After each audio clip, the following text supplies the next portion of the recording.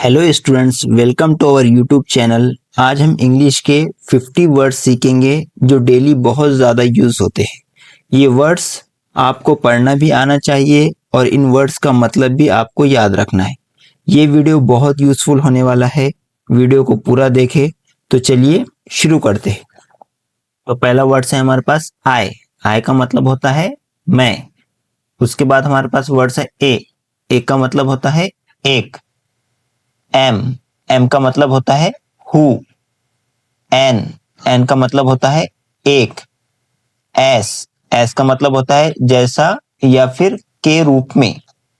उसके बाद वर्ड से एट का मतलब होता है पर। मी का मतलब होता है मुझे या फिर मुझको। बी का मतलब होता है होना। ही का मतलब होता है वह। और याद रखना है ही जो है मेल के लिए इस्तेमाल होता है, पुरुष के लिए इस्तेमाल होता है। वी का मतलब होता है हम।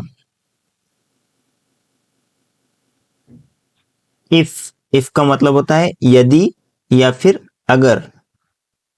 इसका मतलब होता है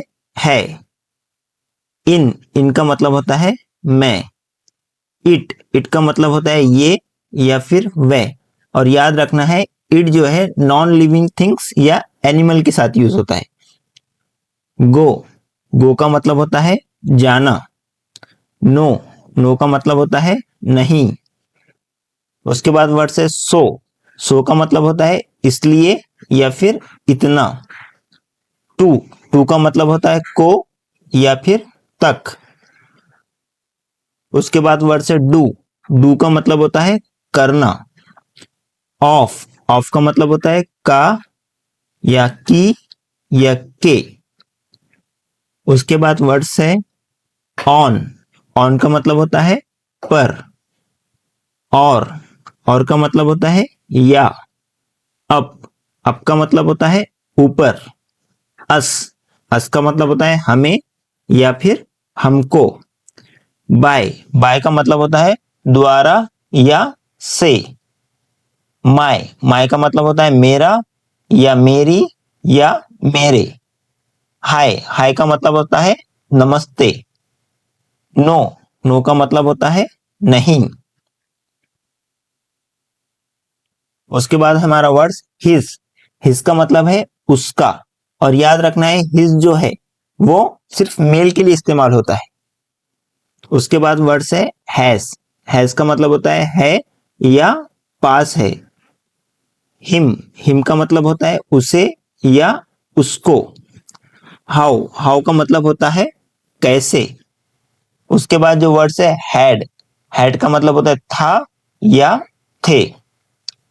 आर का मतलब होता है।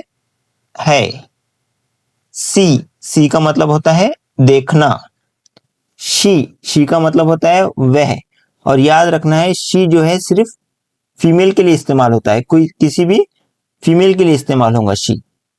यू का मतलब होता है तुम या आप। एंड का मतलब होता है और।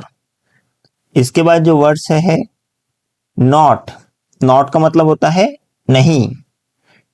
यस का मतलब होता है हाँ। फॉर का मतलब होता है के लिए।